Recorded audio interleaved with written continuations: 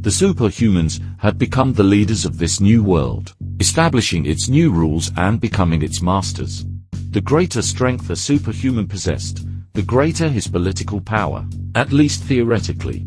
The powers or abilities of an Idis can be as follows. Innate. If both parents possess similar powers, there is a probability that these will be passed on to the children, which increases in direct proportion to the similarity of the parents' powers. If only one of the two parents is an Idis, the children become bearers of the powers of the Idis parent, even though they cannot use them directly. The mechanism is similar to that of hereditary diseases. If a bearer of a certain power meets another bearer of the same power, there is a 1/4 chance of giving birth to a child with that power. Acquired or awakened. Most Idis gain their powers at some random point in their lives. The phenomenon is still largely unknown. Generally, the awakening occurs during a time of great stress. It is believed that there is a correlation between the emotional state of a subject at the moment prior to his awakening and the awakening itself, but there were many theories that could not be supported or confirmed by facts or direct observation. As already mentioned, in the city there were 5 macro sections within the central security system, 4 major and 1 subordinated, which contained the conventional military force whose ranks were filled by ordinary men.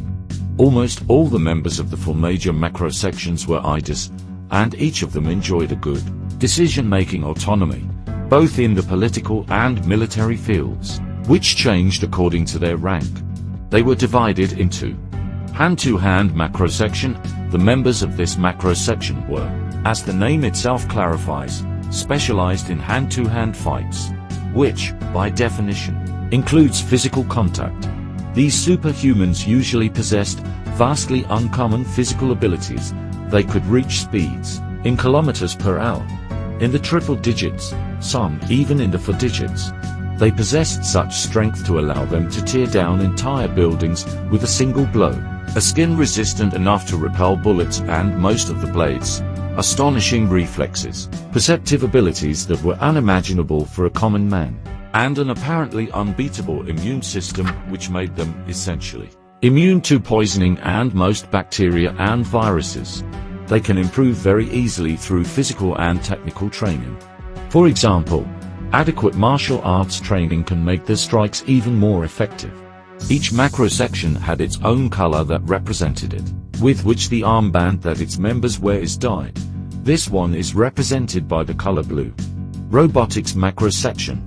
The members of this macro section were Idis who, to further improve their physical abilities, resorted to the aid of technology. Basically, they were cyborg superhumans. Often their bodies were modified to the extreme. The physique of ordinary men could not bear such stress, and it was not uncommon for some of these Idis to lose their lives in an attempt to install new components. To participate, advanced knowledge was required in the engineering, mechanical, robotic, and medical fields, which is why only the most talented Idis elite were enrolled in it. Just think that the average IQ among the superhumans recruited is 125. The peculiarity of this macro section was that it also accepted ordinary men among its ranks, if they proved to be particularly skilled and talented. In fact, a position within the black collars or one within this macro section was considered the most prestigious destination for common men. Generally, they assisted the Idis in making modifications to their bodies. Some of them had even become full-fledged members of the macro section, building their own personal combat robots, but the number of those who succeeded in this difficult task could be counted on the fingers of 2 hands and, in general, wasn't above the low-level rank. The average IQ of these individuals was a staggering 155. However, among them, there was a huge exception, a man who, with his army of robots and his remarkable intelligence, had managed to become a grandmaster. The color that represents them is yellow. Esper's macro section, the most fearsome of the macro sections. Its membership included some of the most powerful humans on Earth. The best of them could have single-handedly posed a threat to the entire existence of humanity. They all had telekinetic abilities, and they could manifest in many forms. All its members therefore had the ability to move objects through the strength of the mind alone. which is called a psychic force. With this strength, it was also possible to create psychic barriers, which are psychic walls that prevent the passage of physical objects and significantly increase defensive abilities. The strength of these barriers and the quantity and weight of the objects that could be lifted were determined by the strength of the Esper itself. The training was purely aimed at better management of these abilities. It is impossible to increase or decrease the strength of an Esper, and it remained so until the death of the individual in question. There were some exceptions in the case of brain damage, such as a concussion, as mentioned earlier, but also in the case of Alzheimer's, which led to permanent weakening. Far less common were the abilities of pyrokinesis, electrokinesis, weather manipulation, and the like. The most skilled among them possessed multiple skills at the same time. The Espers, however, seemed to suffer from their powers more than the other Idis, and they did not seem able to manage their emotions and to live adequately within society. It was estimated that 40% of Espers suffer from at least one personality disorder. The combat capabilities of the Espers were not only terrifying, but seemed to have no weaknesses, if not one. Unlike the other Idis, the Espers are not physically superior to ordinary men. Therefore, even a simple poisoned food, a poisonous gas, or a bullet to the head could kill them. They therefore tended to be extremely wary. The color that represents this macrosection is green. Others macrosection. This macrosection brought together all those superhumans who, given the characteristics of their powers, could not belong to any of the other three classes. Not only that, it also included those supermen considered too undisciplined for the hand-to-hand macrosection, in which respect for the rules is strict, and the space for doubts and questions is extremely limited. One of these rejects is Gen Hoffman. Its members enjoy an unusual amount of freedom, which is way uncommon in the city's standards, providing them with a great deal of free time. This is because their skills are unique, and since there are no masters able to refine them, it was decided to adopt a very tolerant policy towards them, so that they themselves could improve them through individualized training. This plan, although it had actually increased the combat effectiveness of its members, making the structure comparable to others, had caused considerable insubordination in its ranks. Furthermore, it was the only macrosection that did not have any relevant internal subdivisions. The color that represents this macrosection is red. Although flags and symbols were little used within the city, each macrosection had its own flag. It was nothing more than a union between the colors of the macrosection and the eagle symbol of the city. The flag of the city, established under Supreme Commander Morgan, had a small inscription engraved on the white eagle that fiercely posed on a black background. It read "Survival and Hope," in a small font, legible only up close and if the flag was large enough. But these two words represented the desire of the common people in the hell of this new world. His two opponents lay helpless and unconscious behind him. He was extremely relieved that they calmed down, since he could easily carry them on his back towards the city. Although what he had witnessed was not normal at all, he had already told himself that he was not interested in asking questions. Just as he was about to load the two members of the macrosections on his shoulders to head home, Jen heard numerous footsteps coming from all directions. From the noise, it seemed that there were about 50, 100 no, there were at least 500. A massive crowd seemingly appeared out of nowhere. He soon became aware that they were surrounding him. Who the hell were they? He didn't know, but they were getting closer, and he had no clue how to react. It didn't take a genius to deduce that they too were under the strange effect of this sound, in a state similar to that of the two colleagues he had defeated. It was easy to make this conclusion by observing the extreme discipline with which they marched, side by side, careless of the dark, without emitting the slightest noise except that of footsteps. At least, he was pretty sure they weren't superhumans. The enthusiasm that had given him the victory of the previous battle vanished in an instant. He felt like a kid who, from being genuinely happy because it was his birthday, was extremely disappointed after all his friends didn't come to his party and someone even spat on his cake. How could he face a whole crowd of people? It was true that they weren't members of any macro section. They were probably simple ordinary men, But how could he win a fight against all of them without killing them? By now it was evident that there was a central source controlling them, but he didn't have a clue as to who or what it was. The crowd was marching closer and closer, with their smiles being illuminated by the light of his torch, which started to make him somewhat uneasy. True, he had superhuman strength, and even in the past, he had single-handedly defeated entire groups of people, as many as 50 or more individuals, and surely he would have been able to face the entire crowd with his bare hands, and come out victorious and uninjured. But how could he keep them all alive? He didn't have the time or the space to regulate his strength and try to paralyze them. The risk of killing them was too real. He was afraid that the only way he and his two colleagues could get out of this situation alive was to make a massacre. It wouldn't be the first time he'd killed innocents. Unfavorable situations had led him to commit unpleasant actions, to say the least. But for some time, he had felt that he was changing and genuinely wanted to do so. He didn't want to act without any moral principle anymore. He had done it for too long, and it had only made him so damn unhappy. The crowd continued to approach, keeping the same expression on their faces, as Jen hesitantly grabbed a frag grenade from his belt, one of the conventional ones that hadn't overheated like the others. In the end, he decided that it would be better if they died rather than his two colleagues. Moreover, considering their conditions, they could not even be considered truly alive. By now they were less than 50 meters away and had surrounded him, forming a perfect circle with him in the center. He got well in position to throw it in the best way. The crowd came even closer. They were 30 meters away. He was still positioning himself. They were 20 meters away, and he took aim, holding the grenade in one hand and the flashlight in the other. He aimed at the legs of the man in front of him. He was about to pull the pin out of the grenade. He threw out all the air he had in his body to keep his wrist still. He was shaking tremendously. He hadn't felt this tension for years.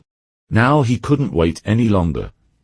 If he wanted to act, he must do it now, or they would get too close and the explosion would afflict his colleagues, especially the weak body of the Esper woman. Once again, after a moment's hesitation, he aimed. By now he was ready. He was about to throw. It was a matter of seconds. He could not. He couldn't kill innocent people. This time his conscience had stopped him in time. He was tired of hurting people who didn't deserve it just because it was easier this way or was ordered to. Because of this sick approach to life, he lived tormented by feelings of guilt. Deep down he had always known that he hated the mentality and ideology of the place where he was born. His insubordination, his uncaring attitude, practically his entire fucking life, he had dedicated to chasing an ideal. He didn't want to become a ruthless killing machine that destroyed everything in front of him to adapt to a sick pragmatic mentality. Yet numerous circumstances had forced him to be. The society that was created in the city was based on one factor: fear. The fear of extinction as a race. The fear of losing your life and that of your loved ones. The cruelty of the central security system was justified, as it was considered necessary to survive as a race, but he didn't even know by now if that was actually the truth. Humans have caused more damage to themselves than any monster or being that has ever landed on this planet. Freedom of speech and expression have become a utopia, morality and ethics a joke. Individualism and self-assertion were what everyone had to follow, at the cost of crushing everyone else. For the common man, every day was the same as the one before. He didn't have the freedom to follow his dreams or passions to such an extent that he wasn't even allowed to choose his job or his home. Contact with nature was non-existent. Abuse of power and violence happened every day. In the city, two particularly well-known mottos in Latin described the mentality and the state in which its inhabitants lived rather accurately, and they were mers tuor vitami and sub lege libertas. Freedom was no longer the priority. The central government controlled every aspect of your life because it was better to live in slavery than not to live at all. All of this for our survival. Jen, who had been so lucky to get so much freedom through his job, was aware that he shouldn't become another psychopath who killed for even the slightest gain. He felt he wasn't like that. He wanted to follow what everyone seemed to have lost, moral values, which by now, according to the pragmatic mentality of the city, were only a weakness, something to justify their insignificance in the universe, something that gave a mere and illusory feeling of superiority.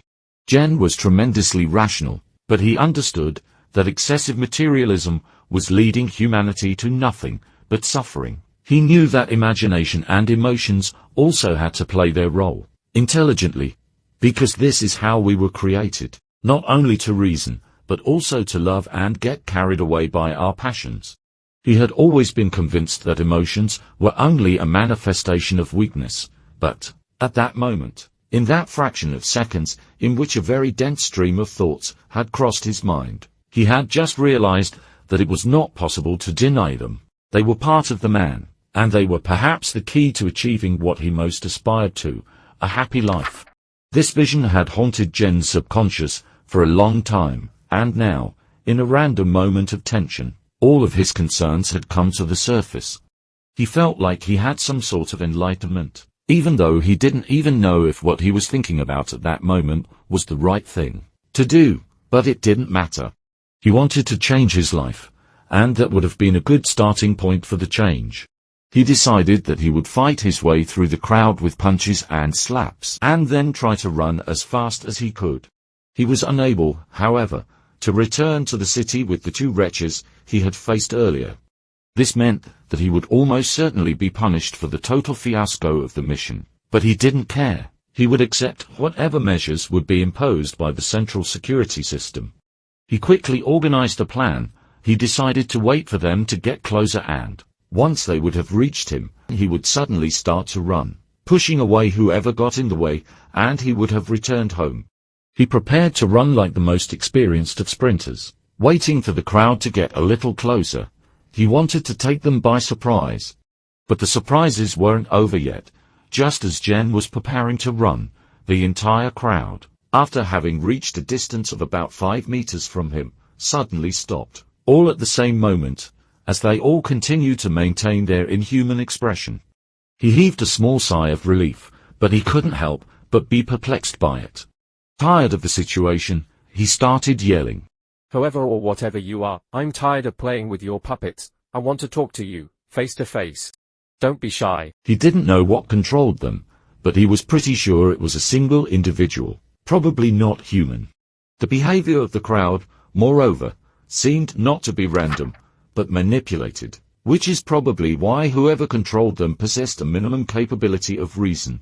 At this point, Jen noticed a figure from above approaching his direction. It was dark, which is why it wasn't easy to see, but a dim light from the stars, that had made its way through those thick clouds, lit up the sky for a moment. It appeared to be a humanoid being, rather short and thin, but he was unable to notice other details given the distance.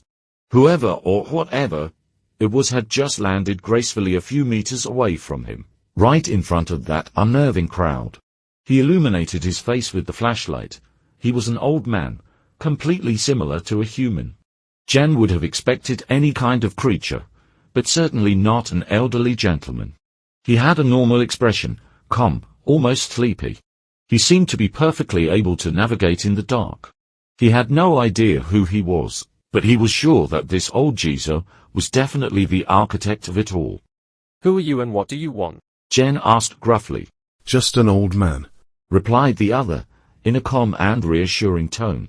An old man who was once an esper of the city. If you want to talk, get to the point. I don't want to hear the entire story of your fucking life, answered our protagonist, letting his sharp tongue take over. He didn't like the old man's first answer. He almost thought he was making fun of him. The other chuckled quietly, almost awkwardly. Why should I bore you with my story? The other replied. It's boring and very long. You know, I'm 143 years old. No, I want to show you something. It's boring and very long. You know, I'm 143 years old. No, I want to show you something. I have no idea who you are, but not even the best IDAS in the city with the best medical treatments can live to be 143 years old. Stop bullshitting me, otherwise, I'll be forced to kill you. Jen said, tired of all these psychological games. I am 143 years old. Believe me or not, I was once as strong as a master, but old age is now corroding my mind. I am a dark esper. Never heard of them. Rather, tell me who you are. I'm Samuel Button. They used to call me Sabu. You can call me that if you want. I'm the mind controller of all these good people, and I'm not your enemy. I've only heard of espers being able to control other people's minds in legends. I don't know who the fuck you are, but don't suddenly act so friendly. You tried to kill me just now, said an angry Jen, pointing to the inanimate bodies of his colleagues. I didn't want to kill you. I wanted to save you. Imbecile, don't be vague. Tell me what you want and get to the point. If you don't want to listen to me, why haven't you attacked me already? It's your perfect opportunity. I'm just a few meters away from you. Jen didn't answer. He just stared menacingly at the old man. I think I know who you are. The old man said. You're that executioner with blonde hair and a brown beard that the exiles talk about so much. The one from the Bay of Thieves. Do you really want me to believe that I've become so famous that a hysterical old man like you can recognize me? You use sarcasm to hide your weaknesses, Hoffman, but the truth is, you're as weak and doomed as everyone else. I'm not your enemy. Believe me, I'm the only one who can save you from the eternal damnation that has always afflicted humanity. You're vague again, it's annoying, Jen said, while pulling out a huge combat knife with a blade as thick as a hand. I will not fall into your provocations. You didn't attack me before, because I know you are intrigued by me, and you won't now. Want to get to the point, then follow me. I want to show you something. Then you can judge if I'm in the right or not. I haven't killed anyone, so I'm not a bad person. You don't have any moral dilemmas to deal with. Please accept my offer. Jen was attracted by the man's calm voice. He seemed like a seemingly wise man who had clear ideas. In the end, he also managed to genuinely intrigue him. He knew he was stronger than his opponent, and that if he tried to send him into a trap, he would be able to predict it. Also, he wanted to understand what he meant when he claimed to want to save him from something, and he was starting to believe that he meant well. Otherwise, he could have just attacked him with the crowd of people he controlled. Fine, Jen said. But answer a couple of questions. Why did you attack me first and now you stopped? Why didn't you try to control me as well with that elusive sound? And why did everyone you control have that expression on their face? I tried to use what you call sound, believe me, but your psychic resistance is indeed impressive. You probably didn't even hear it. Now I understand why most espers hate you. It must be frustrating to see how their immense power has no effect on you. I stopped attacking you because I realized it would be a waste to kill you. As for the third question, you will understand more when I show you what I intend to show you. For now, it is enough for you to know that only the pupil size of my work, the smile, as absurd as it may seem, is genuine. It came out by itself after I started my purification process, but I'm telling you too much. I absolutely don't want to bore you and make you fall asleep. Now come with me, please. Jan wasn't bored at all. It didn't happen often that someone managed to intrigue him. Usually people annoyed him to death, which is why he tried to be isolated and keep them at a distance as much as possible. He was so introverted that somebody called him schizoid, but he had never considered himself so. He generally nipped in the bud any attempt of unwanted communication. Conversations that may seem normal and ordinary for many people were extremely boring and annoying from his point of view. A hilarious and striking example was when, due to his narcolepsy problems, he happened to fall asleep at a crime scene while a criminal esper, who had kidnapped a group of elementary school children, was blackmailing the authorities, and it had almost cost him his career. To make matters worse, Jan was very intolerant of boredom. He couldn't stand the idea of being bored. He was in constant need of stimulation, and this had led him to do stupid things, like taking drugs or looking for other types of unconventional entertainment, despite the risk of being discovered with catastrophic consequences. He felt empty inside.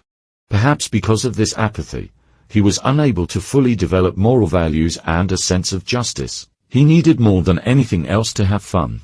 He needed to feel excitement or any emotion that made him feel more alive and more part of this world. But now he began to be intrigued by the story of an enemy of him. He really wanted to know who he was and what he wanted. Then, while he was walking with him towards an unknown place, he decided to ask him. Who are you, Sabu? The other answered, chuckling again in a calm way. These types of reactions weren't liked by Jen. Are you perhaps intrigued by my story? You are full of surprises, Dr. Hoffman. Many years ago, when the first attacks of the creatures began, I remember being one of the first to suddenly and mysteriously acquire psychic powers. And I was also one of the best among the espers. I killed hundreds, no, maybe thousands of these creatures. But it wasn't enough, eventually. We all had to hide in an area of the planet, a few hundred kilometers in diameter. Every human had to head there. There was no other area of the planet that could be considered safe. At first, we were a few hundred. Then they became thousands, then a few million. But it was terrible to think that all of humanity, made up of billions of people, had been reduced to such a small number of people. In the early years, more or less when the currencies were abolished and the first Supreme Commander was elected, I was given a prestigious role in the Esper macro section. I was at a master level, which mattered much more back then, and I was respected by everyone. But in those years, I was already starting to ask questions that would lead me to make some important choices that eventually led me here. I noticed, as I walked through the streets of the city, that all the faces that I met expressed a mix of negative emotions: sadness, suffering, depression, resignation. I didn't see anyone smiling. They were all traumatized. I really wanted to say that it was the first time I had seen such a thing, but that wasn't true. Those emotions, that feeling of sadness, I had already seen in the world before the attack of the mysterious beings. Yes, it's true. In the past, every now and then I saw some smiling boys, and some happy couples as well. But deep down they were all dissatisfied. They complained about trivial problems. Compared to the current situation, they wanted a change when in theory a change was not needed. They could have been happy. They had the opportunity. They had freedom of action and expression. They could find happiness in 1,000 different ways, but most of them were as unhappy as the population of this world, and I want to emphasize that it was not for serious reasons, but for stupid plots, ambitions, and ideas that poison their lives. Then I realized one thing. Each person has a different concept and standard of happiness. In the Middle Ages, for example, the quality of life was lower, yet they were as happy and unhappy as the men of the 1900s. The problem, however, is that men of all ages, instead of being content with what they had, were constantly obsessed with what they lacked. The poor wanted to get rich, the rich even richer, while the richest men in the world were overly concerned with maintaining their wealth. None of them were able to be satisfied, to appreciate what he had. There are exceptions, of course, but I realized most men weren't capable of being happy. I have tried to investigate the issue further by studying texts of ancient philosophers, such as Seneca, Epicurus, and above all Democritus. According to Democritus, the purpose of life was happiness, and, I add, we are so closed in this mechanism that every human action is aimed at a personal gain that brings them closer to their own happiness. In simpler words, any action we perform has the goal and purpose of bringing us closer to a state of happiness. Even altruistic actions are egoistic in a sense, because through empathy, we can obtain the pleasure of satisfaction by helping other people. I have never seen a sociopath go to charity work, because he would not enjoy the feeling of helping others due to their lack of empathy. From Democritus I also learned that happiness cannot be pursued with the possession of material goods, with fame, or with individual power. Ambition is the poison of the soul. True happiness can only be achieved with a moderate and simple life in which you live in the absence of fear or stress, while trying to avoid being a slave of your own feelings or physical pleasures.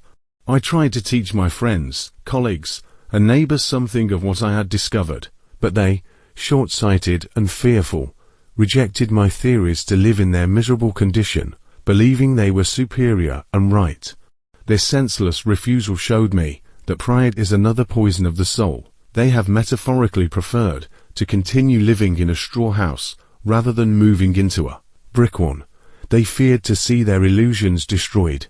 Tired of seeing how men were incapable of being happy, I decided to voluntarily exile myself away from the city about 40 years ago, to spend the last years of my life in solitude and happiness. After years and years of living in a log cabin, trying to grow something from this barren land, spending my time killing beings and bandits, and continuing my research by studying other philosophers, I realized that even I hadn't been able to get the real happiness in 143 years of life.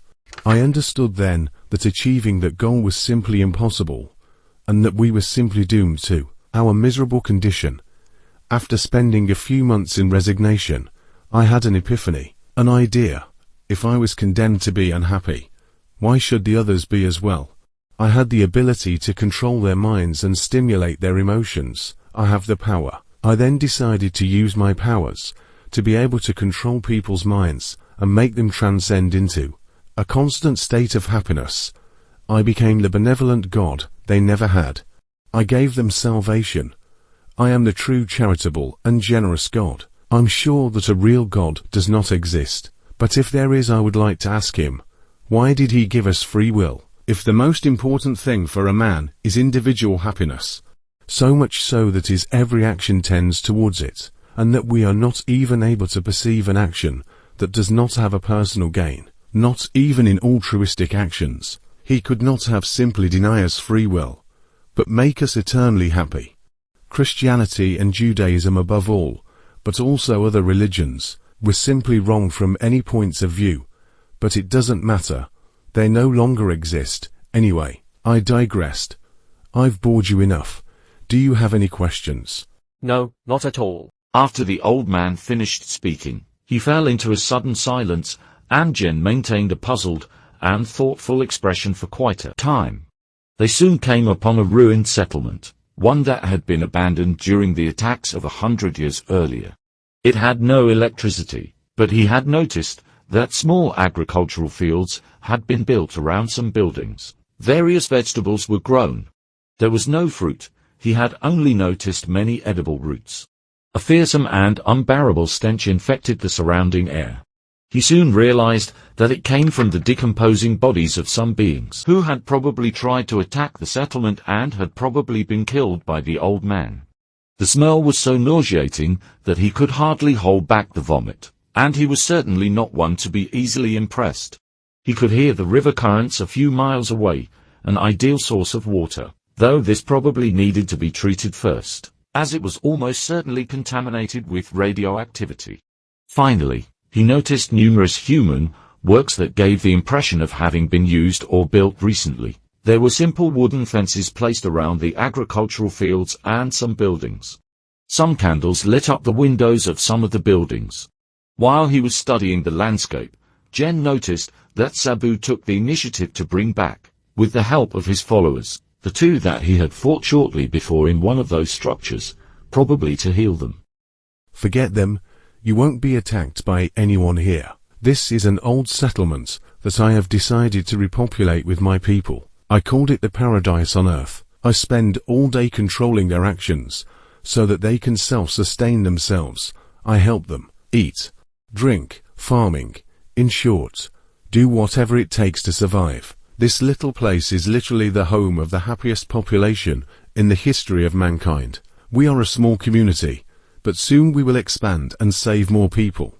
The old man approached Jen, maintaining once again a calm air, but this time his eyes began to light up. Join our group, Hoffman.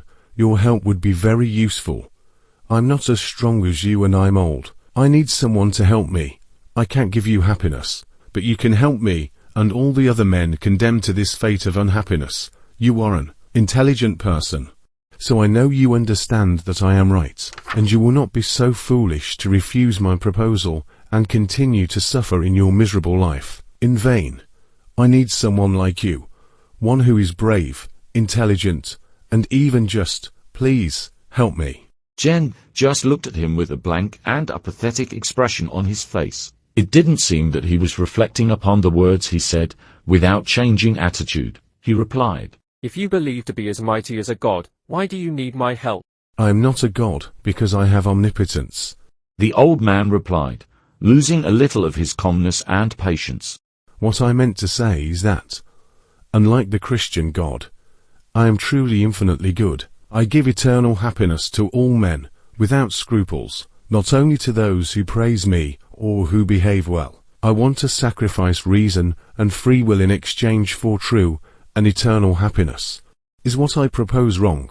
Jan continued to keep the same bored and blank expression on his face. I really hope to have found someone interesting this time, but you're nothing more than a fanatic. The old man's facial expression, this time, began to suddenly change. How dare you? I reveal to you my philosophy, the thought of a lifetime, and you, shame on you. Why do you say so? Your belief, despite having some interesting points, is wrong. How can a man appreciate his own happiness if he doesn't have the ability to reason? If you control every single thought and action of a man, he can't even be considered a living being. Those men you possess seem happy, but in reality, they are unable to enjoy their happiness because, since they lack the basic ability to think, they cannot even understand what they are feeling. Cogito ergo sum, doesn't it tell you anything? They have less self-awareness than beasts. Such beings are not even able to perceive that they are alive. And you call this true happiness? And stop comparing yourself to a god. Free will is important because a man cannot be happy without being free. If a man only has freedom, without reason he wouldn't even understand that he is free. If he only has reason, the lack of freedom will make him suffer. If he has neither, he simply can't be considered a man anymore. It amazes me how in 143 years of life you did not understand a damn thing. This time the old man started to get nervous. So you two are one of the fools. You are unable to accept the truth. The only one who can't accept the truth is you. What you can't accept is that you haven't figured out how to find true happiness, but the problem is that true happiness doesn't exist. The thing you don't understand is that we can't always be happy. Sadness and bitterness will always find space in our hearts. Democritus, your much adored philosopher, knew this very well. Not surprisingly, he proposed a moderate lifestyle that would allow us to be quite happy, but eternal happiness is utopian. There are indeed men who are not capable of being happy, and I know it damned well, but the only thing we human beings can do is look for answers in a universe that does not give us answers, just like Democritus, Epicurus, or Seneca did. Going in desperate search of true happiness is simply idiotic. The earth started shaking, the wind getting stronger. That meant only one thing. Sabu was starting to use his Esper powers. You're wrong. There must necessarily be a way to be truly happy. No, I don't think so. The universe doesn't need us to be truly happy. Our instincts make us strive for happiness so that we can survive as a race. I won't allow you to refute my ideas after knowing them for only a few minutes. This shows how much they suck. After these words, the quiet man that was Sabu was transformed into a living storm. If you reject my ideas like this, then you are not welcome in my community. In fact, you are a threat to us, for our happiness. Our? Then you admitted it. What you've wanted all your life was to find the answers you've always been looking for, and now that you thought you'd found them and that you were starting to be at peace with yourself, you realized you were wrong again. Don't act like a child. The universe makes no sense, old man. And if it did, we humans wouldn't be able to understand it. Stop looking for answers, we can't find them. Just live your damn life, your happiness. Such insolence. How can you say I'm wrong? You are just yet another fool, and you are poisoning our happiness with your unhappiness. People like you don't deserve to live. It only makes those around them unhappy. I spent my whole life looking for happiness. That's the problem. You're realizing that you've wasted your whole life looking for something useless, and, of course, you're getting frustrated and angry about it. I have to admit I'm a little sorry. No, you don't have to feel sorry for me. You don't want to join my group, and you have proved yourself a poison to this community of ours. I will unleash all my power against you. After saying so, Sabu used his powers to break the flashlight Jen was using, leaving him in the dark again.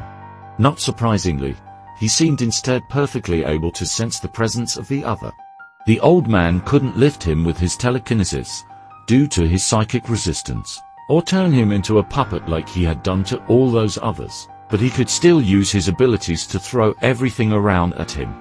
Therefore, Jen found himself, for the second time, fighting in the dark against an Esper, but this time he decided not to waste time and disintegrated through the use of his own hands everything that the old man tried to throw at him. Sabu, realizing that his tactic was not working, ordered all those possessed by him to attack him. They all then began to run towards him all together, with almost random and unorganized movements. The huge noise they made with their steps allowed Jen to dodge them despite the poor visibility. It was a relatively easy task, thanks to his physical abilities that were far superior to theirs. However, he was aware that he couldn't stand there eternally and simply dodge their blows without launching a counterattack. He had many weapons, but shooting at an Esper was always considered a wrong move, as he was able with the help of telekinesis to stop the bullets and possibly return them to the sender. It seemed there was only one solution: he would use brute force. Once he understood the old man's position, he started running against him, enraged, using his enormous physique to make his way through the crowd, and Jen was certainly no midget, with his 1.96 meters and 100 kilograms.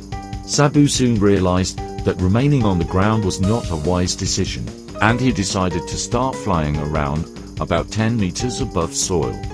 The old man seemed to have started using all the strength he had, throwing every single thing around him against our protagonist, including pieces of the building of his paradise on Earth, involuntarily hitting even the members of his community.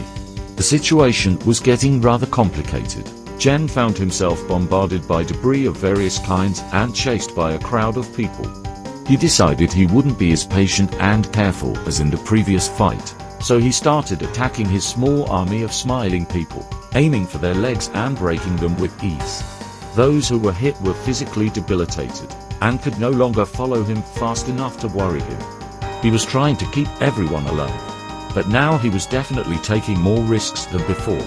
It was no longer in his priorities to save everyone. Sabu soon noticed that he had underestimated his opponent and that, if he didn't stop him in time, things would end badly for him.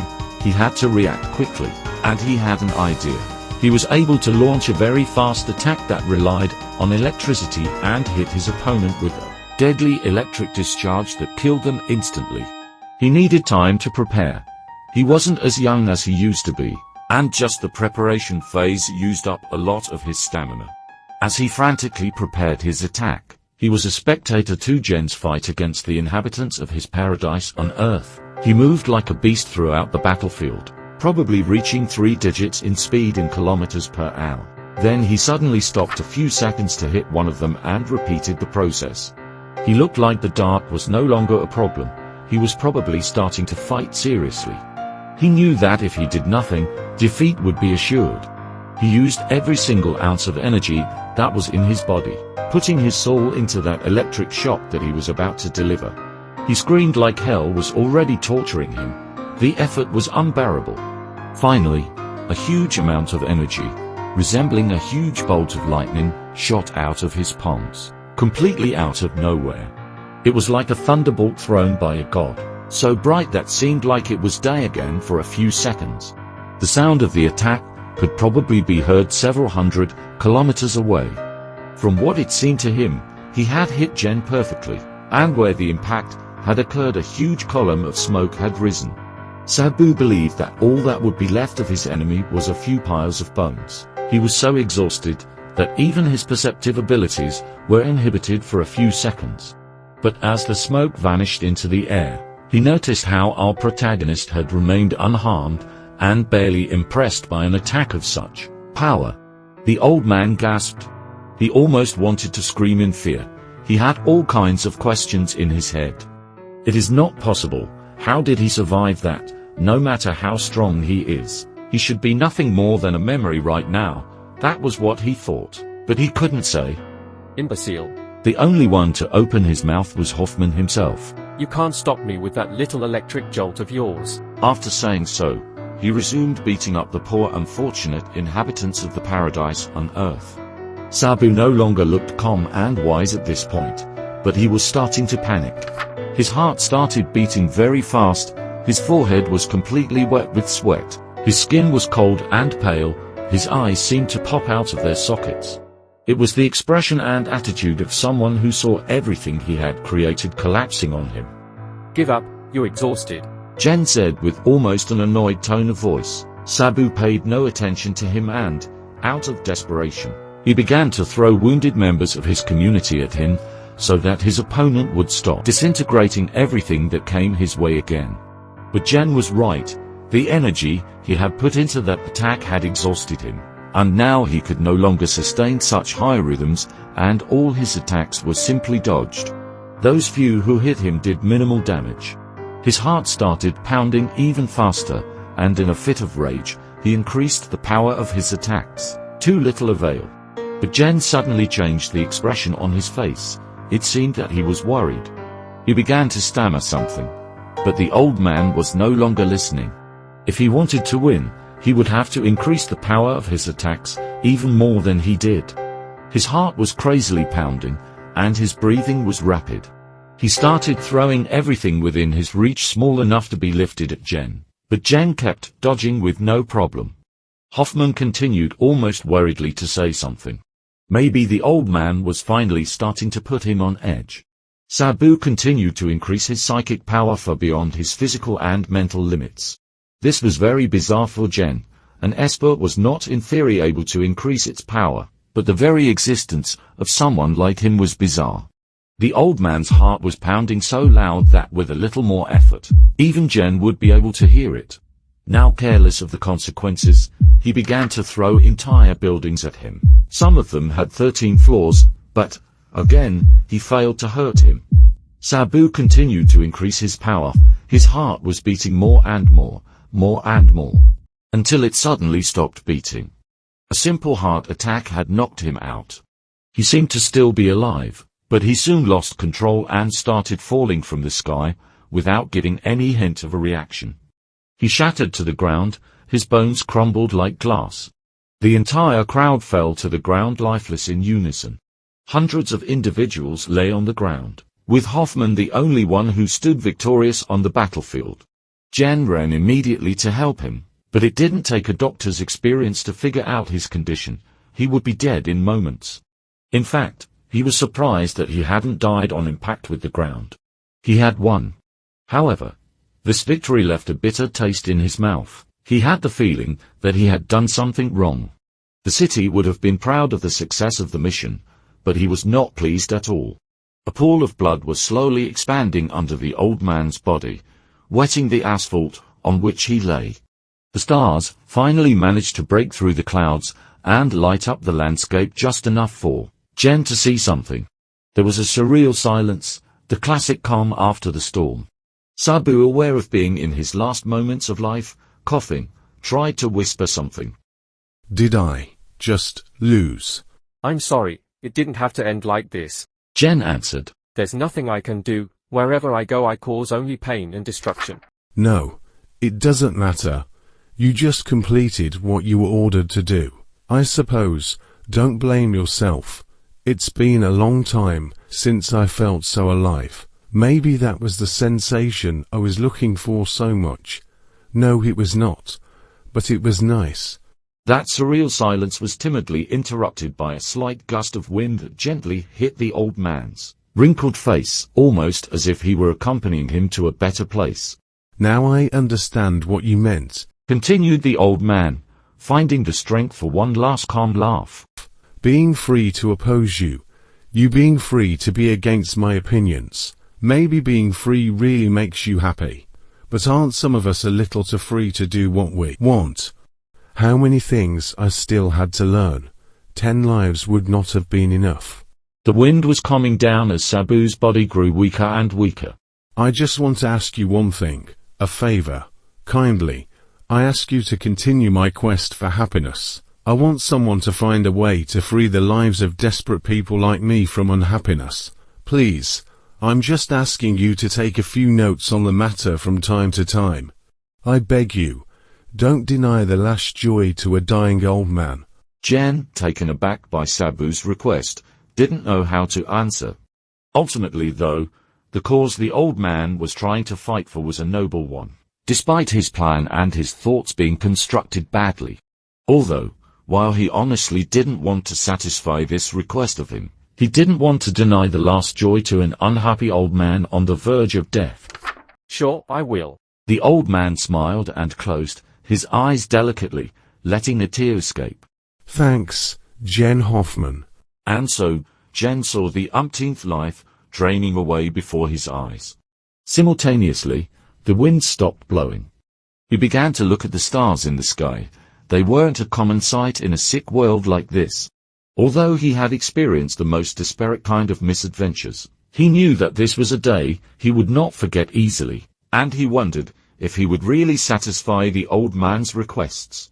He wondered if what had just happened could have been avoided, if what he had done was right, if what he said was right, if the old man was actually wrong, or if he was the one in the wrong. He had managed to convince him that true happiness didn't exist, but what was happiness? To this question, he could only answer vaguely, not precisely. He began to realize that if he wanted to understand what happiness was and how to be happy, he had to comply with the old man's requests. Maybe it could become an interesting thing to pass the time with, or maybe by the next day he would already change his mind. But right now he strongly wanted to start this little experiment. He took a pen and a notebook from his pockets. Initially, he had intended to write something similar to a philosophical treatise on happiness that would be enriched by in-depth studies of the philosophers that Sabu had so appreciated. But he realized that by doing so he would get bored within a few days and abandon the project. Then he decided that he would write down something lighter, a sort of list that would be compiled with everything that was on his mind. So he started the list by writing a small one in the upper left corner of the first page, to which he added. Number 1. Pride is one of the biggest obstacles in our path towards happiness. This would be the first sentence on his list, and it meant a lot to him, since it was pride that cost Sabu his life. He didn't want to keep calling it list, however. It had to have a name. The name he gave it was the List of Happiness. He chuckled, remembering how creativity was definitely not his strong point. After staring thoughtfully at his notebook for a few minutes, he noticed that everyone who had been possessed by Sabu seemed to have recovered and had returned to self-awareness. Many of them were in pain from battle wounds. They complained of their injuries and whined, wondering where they were and what had happened. Although they saw a superhuman of the city, noticing him from the band worn on his arm, none of them dared to speak to him, fearful of his strength. Later Jen went to the two members of the macro sections and ascertained their conditions. They appeared relatively healthy. They had no other injuries than those previously caused. Both immediately understood the situation and thanked him. Hoffman also attributed the cause of all their injuries to the old man, not wanting to hear any complaints from them. Both of them had their legs broken, so Jen had to carry them on his shoulders. It was annoying. They slowed him down very much. All three began their journey home.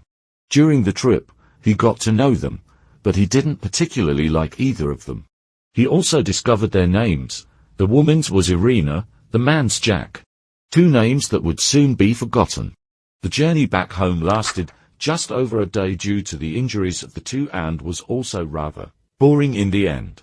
Jen remained thoughtful, wondering if someone like him, who has committed unforgivable crimes, could find a peaceful and happy life. Though he'd softened his attitude about him over the years, inside he hadn't changed. He wanted to change. He was trying. He couldn't stand the pain that guilt feelings caused him every day, tearing him apart from the inside. He is neither a hero nor an anti-hero. He is simply the protagonist of this story.